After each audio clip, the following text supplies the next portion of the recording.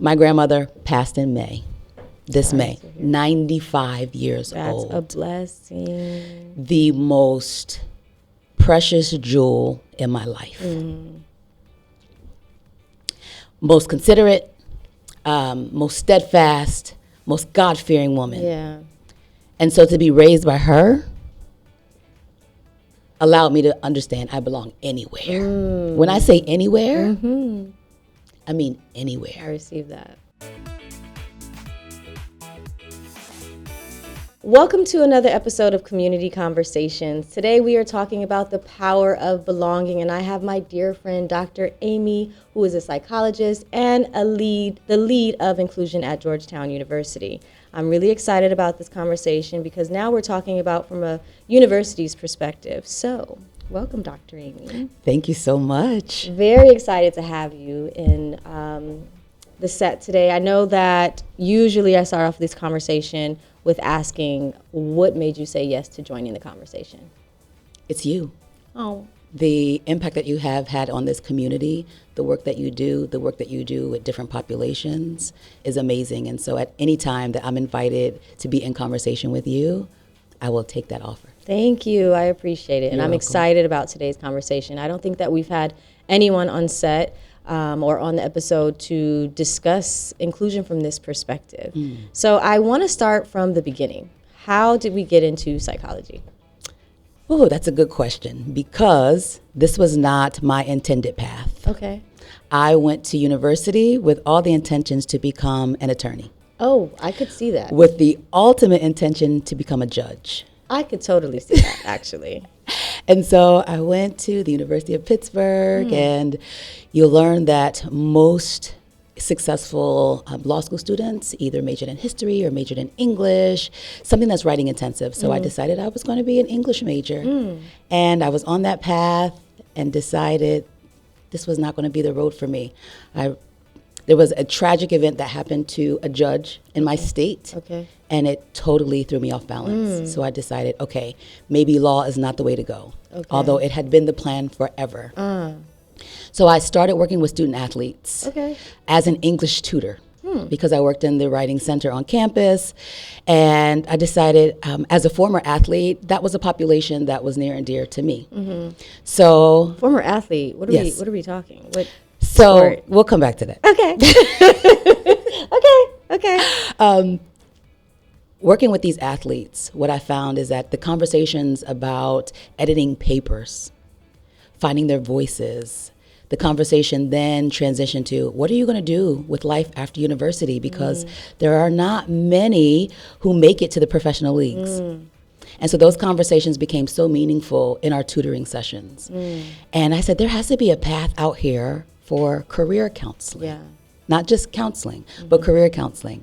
And at the time, I won't say what that date was, but at the time there were only 4 career counseling focused master's programs in the US, and I found one at the University of Maryland.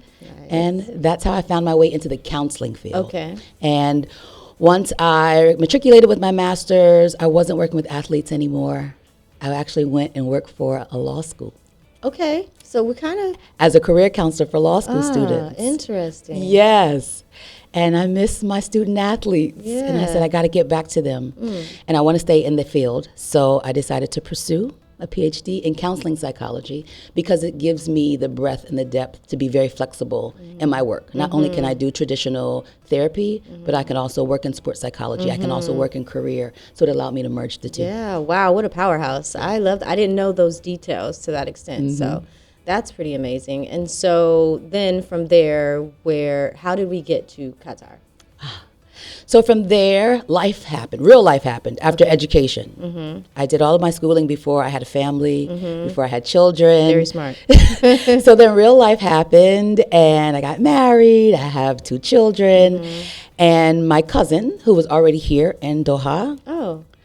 he said, there's a position at the university where I work as the director of career services. This is for you. At the time, my son was 4 months. I said, no way. I can't make an international move, not at this time. Yeah. He would call me almost every week to give me an incentive. They'll do this. They'll cover that. Tuition, private school for children. I was like, okay, I'll consider it. Yeah. Each day I'll consider it. So, make a long story short, I applied. 5-6 months later, I earned the position of Director of Career Services at a Nice. U.S. institution here. Okay. Wow. Yes. Congratulations. Thank and so you. you've been here for quite some time. 12 years. 12 years. I came in 2013. Okay. So how has this transition, shaped your career? So you started off with sports, and then we went into supporting law, and now you're in an international space. How were you able to merge that gap? It was an easy merge, not hard at all. So I say that because as I was working as the Director of Career Services, I too was going through my own career shift. Going back to this area of sports, as you said, I decided that I really wanted to focus on integrating mental health and physical health. So I pursued a second master's in exercise science and health promotion. Wow. Okay. And this is after baby. This is after the move here. Even after the move here. And once I did that, I was really able to work in that integrative space, but more so working on the physical health side. So I was doing personal training. I became a personal trainer. Left my position as Director of Career Services and said, I really, really want to focus on this area. Okay. And at that time, it was great because the need here in Doha and the focus was on improving physical health. That's what I love about this. Right. People don't understand one of my favorite holidays is Sports Day. It's so many things to do here. Yeah. And the fact that the country has a focus on health in so many different aspects, from children to adults, it's just amazing. So that was a great time. That was about 4 years of my life. Okay. And then COVID hit. Yeah. So I was no longer able to do group physical fitness classes. I was no longer able to do one-on-one personal training sessions because I was going into homes and into large facilities. So everyone's inside, and there was a true need to return to the psychological space. So many people were undergoing mental health concerns, whether it was isolation, whether it was depression, anxiety about what's to come. There are many people here in Doha who are alone. Yeah. I had the privilege of having my family during COVID. Yeah. I had the privilege of having exercise equipment in my home during COVID. Because this is a lifestyle. This is a lifestyle. It's a lifestyle. So the merge was go back to counseling, but you can also tell people while you're in your home, this is how you keep your body moving. Because as you keep your body moving, this is how it changes the chemistry of your brains, how those serotonins, some of those neurotransmitters just are able to fire in different ways, so that when you are sitting there in that space, in that isolation, there are ways that you can still walk around your living room and keep moving. Put on a YouTube video and do a 5 to 10 minute quick workout. Because they do exist. Some people think being intentional. Gotta be intentional. Have to be intentional. Yeah. So now at Georgetown, you started as a psychologist and then lead of inclusion. What is a typical day like for you in that space? So yes, my role is dual in that my primary responsibilities are counseling, psychoeducational programming. So that can include one-on-one therapy, that can include conflict resolution. So couples counseling sometimes, and then also supportive groups. So there may be affinity groups at the university that just want some support. Oh, wow. And so we're able to offer that out of the counseling center. In terms of psychoeducational programming, we do workshops on sleep, workshops on stress related to academics. We do workshops on eating habits and how different foods interact with the body to either increase or decrease sleep, increase or decrease your energy. So I think it's really important for college students because we know they don't sleep much. Absolutely. And actually, I wish I would have taken advantage of our counseling center as well. You don't realize like how important it is. Now as an adult, I would love to just go back and just, experience the counseling center. So we're talking about the sense of belonging and why it's essential, and not just in universities, but in everyday part of life. So why do you believe that is an essential mindset to have? It's an essential mindset. It's an essential element to have in everyday living, when we talk about inclusion, deliberation is so key. What does that mean? When you are deliberate about something, you are intentional, you make conscious decisions, you don't rush, it's unhurried. So if I am being inclusive about my practices, then I'm slowing down, I'm considering everyone Absolutely. in the space. Yeah. This is not just think about one population or think about yourself and how you would move about in this space. Right. It is, how are you being intentional about welcoming in, acknowledging, being respectful, celebrating those who are occupying the space with you? Yeah, I think that's absolutely important. I think that we automatically assume. I think the hard part is we think about us first, and that really does not help the situation because there's no one like you on top of that. So I think that just being able to see the bigger picture is really, really important when it comes to inclusion. So I'm excited to see what, you continue to do at Georgetown from an inclusive standpoint. I don't think I really understood what that meant, as a university student. So yeah, I already see what you guys have been doing, and I think it's really amazing. But, there's a whole new year to come. So I do want to go back to COVID. So during COVID, you volunteered for the helpline.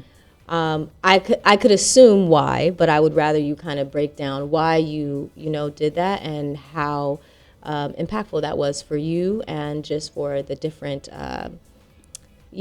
callers that came in, that called in. How were you able to manage that while also going through it yourself? COVID was a time, as they say. There was a time where we were all inside. We know what the guidelines were here in Doha, very different than they were around the world. Yeah.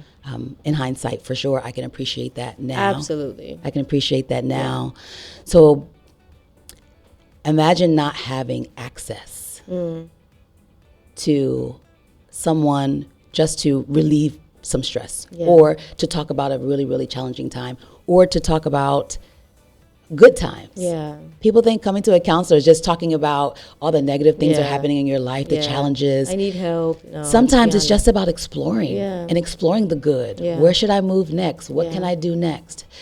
So in getting to the helpline, I heard through the grapevine that they were looking for a volunteer psychologist to join the helpline. And so I contacted an email address, the telephone number, and said, I would love to assist. I would love to assist. I was home, again, in a very privileged space with my family, with my children, food, all the things. Yeah. But knowing that there's some people out there who did not have that access was getting to me. Yeah. I'll say, it was also very good to get out the house. Yeah, I bet. To know that I was going out, putting that mask on, getting over to the call center, taking calls from people who, from all walks of life, Anyone could call. The hotline is still available now, 16,000. Anyone in Qatar can call the mental health helpline. And I highly encourage everyone to use it. Yeah. Yes. I didn't know that line still exists. So Yes. It's 1,600, right?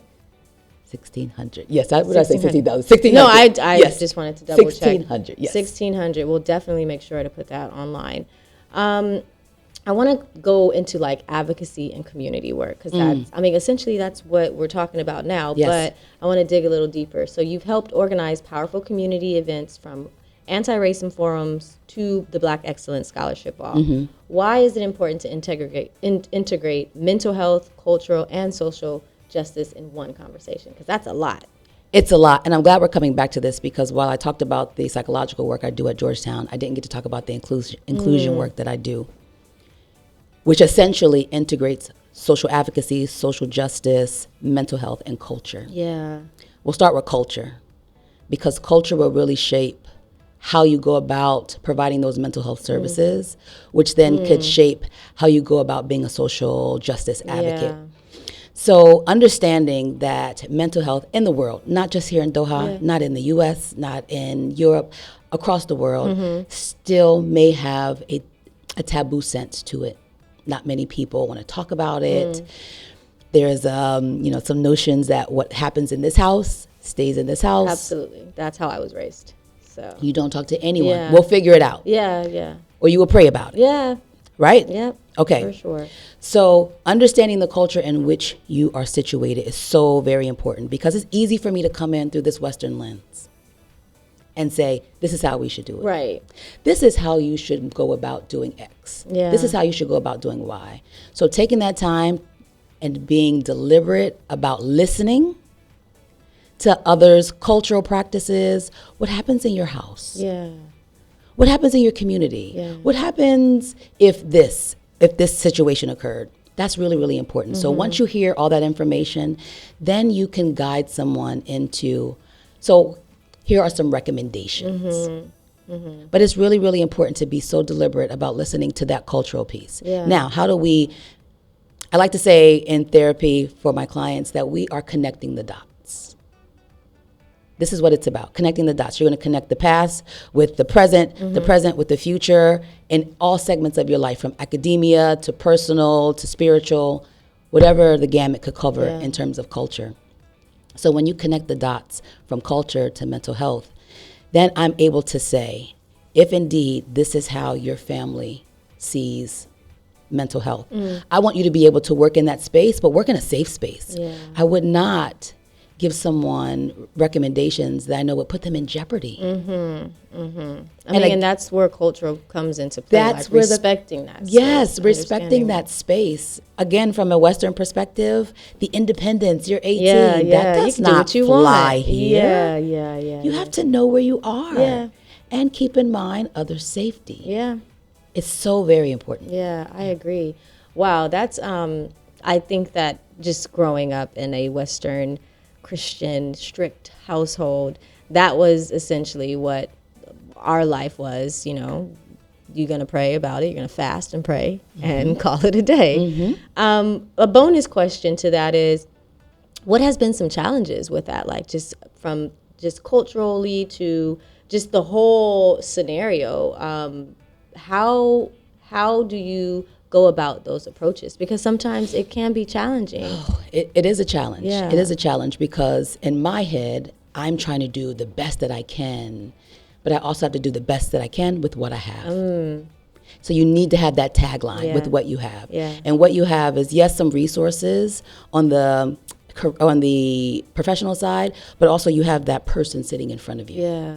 So if they say, this is how it's done in my household, or I'm not able to, I can't tell my parents that I'm coming to therapy. Yeah. And if they are feeling a conflict in their spirit about that, then we have to have a discussion about that. Because I don't want them sitting in a space that is just in conflict. Yeah. So much so that it could cause other issues. I want you to come into my space, and my job is to help you manage those symptoms. I don't want you to have to increase those symptoms. Right. So again, thinking about those challenges, but also meeting people where they are. You hear it, but it's true. You have to meet people where they are. Don't try to lead them to a promised land elsewhere. Yeah. This is where they are. This is what we have to work with. So how do we stay within those parameters? So before, I do have one more question on top of that. 'Cause, Yes. I'm an ABA therapist, so my work is a little different, but we just had a speech therapist in, and so we were just talking about relationship is so important. So what does building rapport look like for you? I know that's like another question out of nowhere, but it's fine. It's key to my work. Yeah. It is so paramount to the work that I do. And whether I'm working in the psychological space or whether I'm working in the inclusion space, it's so key. Yeah. Because being able to just say hello to someone, open up a dialogue, you'll be surprised about what people will share. I know you know this. Yeah. I'm sure you've had these types of experiences. But that relationship will allow people to open up. Yeah. And to dig into their personal spaces, their most intimate spaces that they thought they'd never share with someone. I had an experience like that where I had a client who came in and he was just, I have something that is in my mind, it will never be shared with anyone, ever, ever. Yeah. And then. And at some point along the way, it was shared. Yeah. And what an honor to sit in that space and Yeah. be the person that they shared it with. Yeah, exactly. What an honor. In that confidential space. Let me say that very clearly. Yeah. Based on rapport. Yeah. Yeah. Based on rapport. Yeah. And I think that your rapport looks totally different than my rapport because I'm on the ground with the kids. You know what I mean? We're playing, which is a easier, I would say, bait to get a child to open up. So how do you, and I know I've gone off just a little bit, It's but okay. how do you build rapport with a typically developing adult? What does that look like? Well, for me, it starts with being myself. And so I share with my clients or my students my way of working because I want them to know up front, we have 2 other therapists in the room, in the center. So I want them to say, you're able to go to the other therapist. Yeah. This is also inclusion. If a student comes to me and they just feel like, she's nice, but it's just not clicking in the way that I need the therapy to click. Yeah. I want them to be able to use their voice to say, thank you, but I was wondering if I could try someone with a different style. So Yeah. I share my style up front. Yeah. This is how I work. These are the theoretical frameworks I work in. I give them a little bit of background about that. But also, I'm pretty much, I'm the co-pilot in this thing called therapy. Okay. I am not the driver. Right. You know you better than I know you. My job is, if you are driving and you turn left and our directions say turn right, then I say, we got to pause for a second. Yeah. We're supposed to turn right. Yeah. Yeah. And then we explore what that right is. Yeah, I love that actually. So that's my style because some students come in and they are just, tell me what to do. And that's not therapy. Right. And I think that whether it's social media or just what we've assumed therapy is, I can also attest that before I started therapy for myself, because there's a difference between ABA therapy and like me going in and receiving, I also was like, I just need you to fix me. Just fix me, please. So I love that approach. I do want to talk about some of the partnerships that you've had. So you worked with groups like Brothers and Sisters of Qatar and the U.S. Embassy. How has that shaped the dialogue around inclusion here? Those programs, particularly with the Brothers and Sisters of Qatar, they were just about community building. Okay. So for me, the most significant program was bringing out people for the Black Panther movie premiere. Yeah. To think that we brought out, for the second premiere, over 400 community members. And not just those of the African diaspora. Yeah. From all over. Yeah. 400. We filled 2 movie theaters, Novo Movie Cinema theaters. Imagine. Which was amazing. Yeah. Amazing. The biggest takeaway from that for me is I invited students from Georgetown to attend the premiere. Oh, I know that And was exciting for them. Particularly the African students said, Dr. Amy, I did not know that this many Black people live in Doha. Same. It's so important because now they feel included. They feel like, oh, there is a space. Because Georgetown is just a microcosm. Yeah. It's a small place. Yeah. And so when they got out into the greater Qatar community, they saw themselves. Yeah, pretty much. We do exist. Isn't that something when Yeah. you're able to walk down the street and, oh, you see yourself, with the head nod. Yeah. Hey, how you doing? What we do. I see yes, you. I see exactly. you. Okay, what would be advice that you would give to organizations that want to move from diversity talk to inclusion action? Because we can talk about it, but are we really doing it? Right. The first important piece is understand the definitions of some of these terms. Because people use diversity and inclusion interchangeably, and they're not the same. Yeah, I agree. Diversity is data. Yeah. It's your numbers.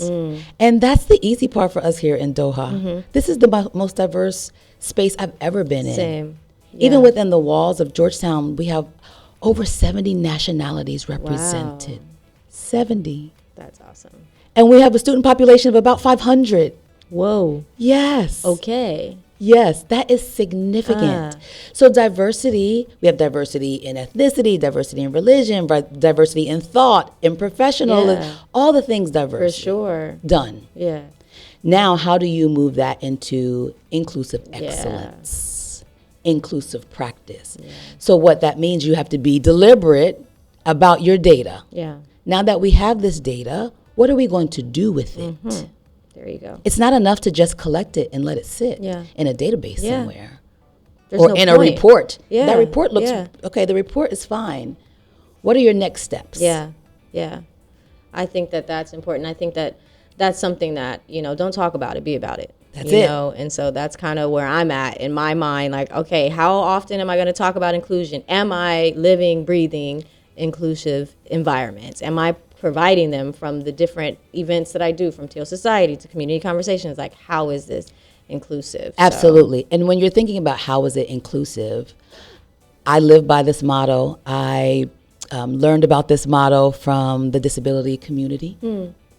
It is simply nothing about us without us. I have a huge sticker on my door at my office that simply says nothing about us without us. So when you get the data, and you see that there may be some gaps in practices and in particular populations, before you sit down at the brainstorming table and you are not a part of that population, but you want to brainstorm about how to improve things within that population, make sure you tap into those communities. Yeah. And ask them, invite them. Not ask them, invite them to the table. Yeah.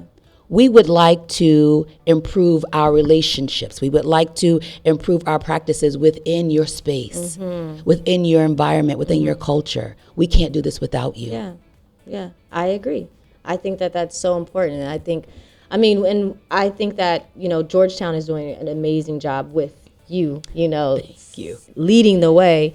But you have to model it as well. I think that we use the term inclusion, we use the term diversity, and we also don't really know what that means, which goes back to what you were saying. Like, you need to really know what the definition is. Like, I remember doing homework, and my mom would be like, did you read the definition, though? What's the definition? It's so critical, and it's more critical now than ever. Yeah. We could go on a tangent, but I won't. But I will say this. The acronym DEI. It has been weaponized. It has been vilified. Yeah. Diversity, equity, and inclusion. That's all that means. Yeah. If you don't value diversity, if you don't value equity, and you don't value inclusion, what do you value? Yeah, which is scary. Because there are some people that do not value any of those. Any of it. Yeah. Any of it. That's quite scary. Okay, so you literally are a busy woman. So you have your work from, Georgetown, professor, wife, mom, fitness professional, community builder. How do you protect your mental health and emotional balance? And we are in another country, so you don't have your family like that. So how do you keep it together? Because it's not easy. I have my tribe.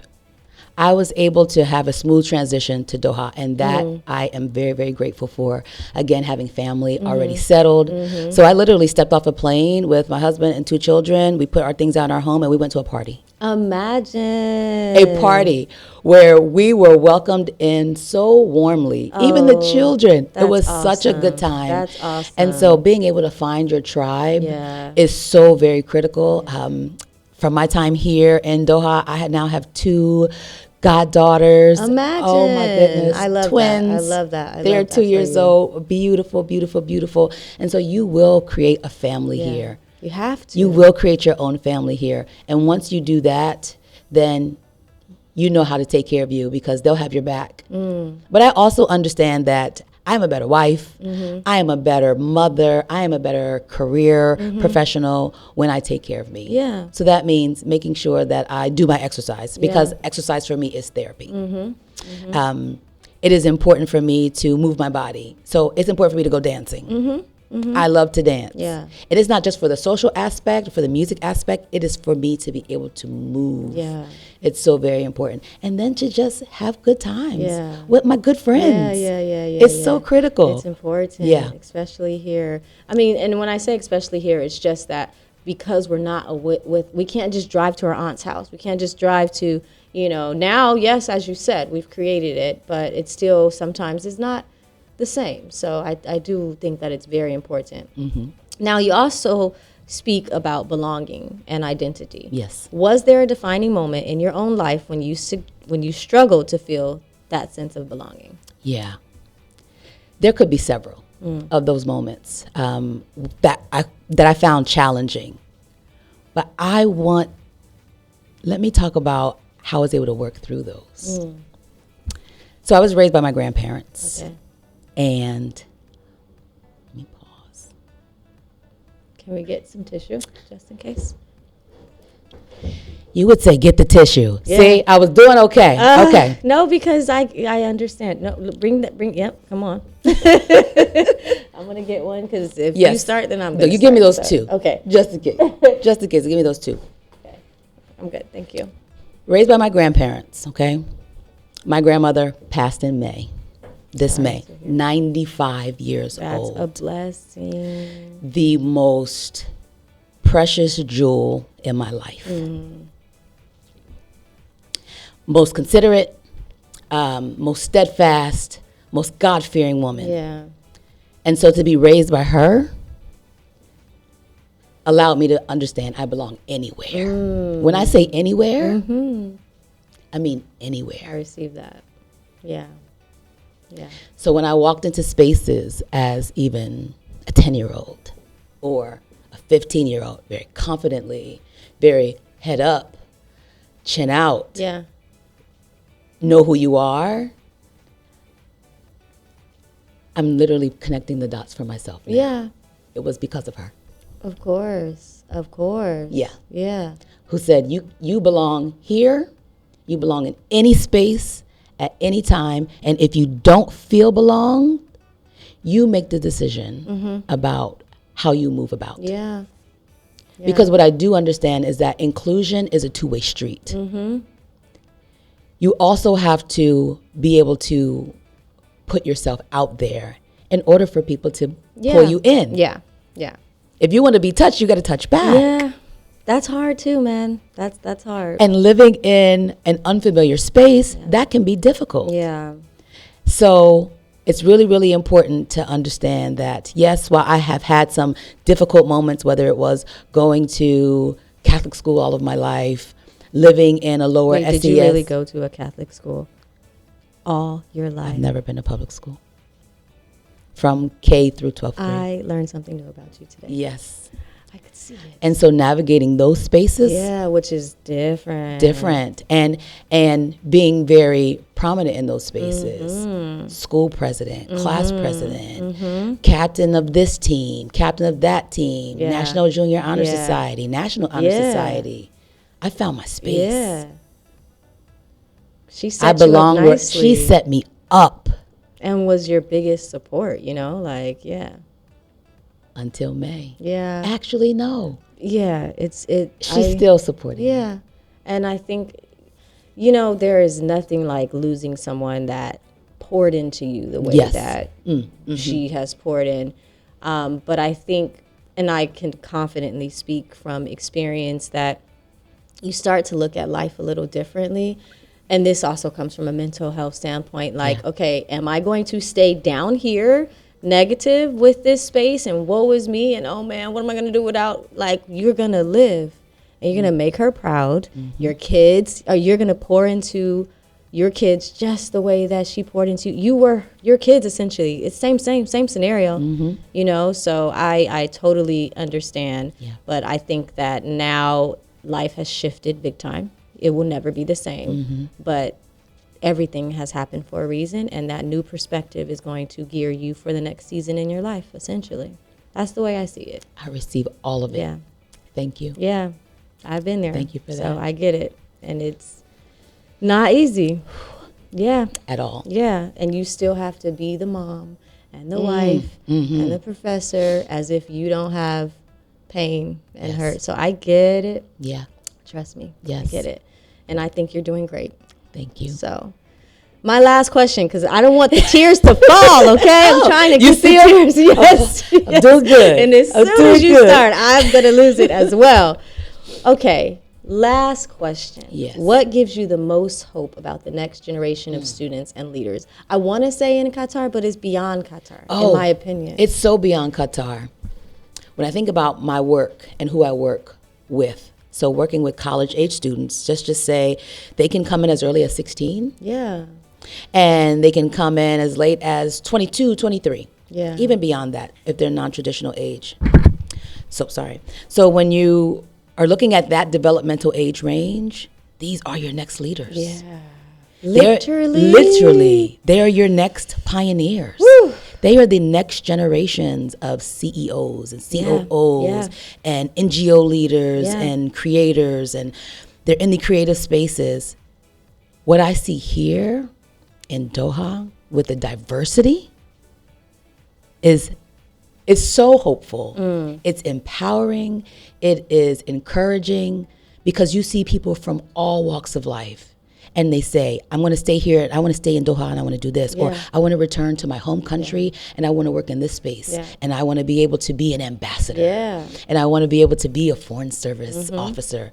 It's so empowering, and I just look at them and I think, these are the examples that I want my children to be able to see, to be able to learn from, to be able to literally have an example of, you can do all things. Exactly. If you put your mind to it, if you are steadfast in your conviction of who you are, you can absolutely become that next leader. Absolutely. I agree. And that is why today's topic was the power of belonging. And, full circle, this was definitely your grandmother, because I didn't know the details of what she taught you when you're saying, like, you belong, in that space. Yep. And we just titled it like, the power of belonging. So that we're going to shout out, that was for sure. Yes. Your grandmother is here. So. We have to say her name. Yeah, we have to say her name. definitely. Her name was Kathleen Waller, and I'll call her Kat. Hey, Kat. Yes. Yes. They call her Miss Kat. Yeah. But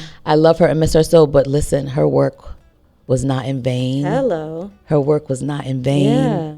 Her work was not in vain. No, not at all. And you are continuing to spread that word. Thank you. Thank you. Yes. It was a great conversation. I really appreciate you, coming and just sharing your insights and also opening up. I know that's not what we came for, but we are here now. But I just want to say thank you so much. And I love the work that you're doing. And I think that it's so important, especially from a college perspective. So thank you. Thank you. I appreciate you just continuing to care for the community. Yeah. That's Linda Johnson. So thank you, Miss Linda. Yeah, right? And that's literally what people would say, Miss Linda. Yes. So yes. Well, thank you guys for tuning in. That was an amazing conversation. And I think that we all can take away that you belong in any room you step foot in. We'll see you next time.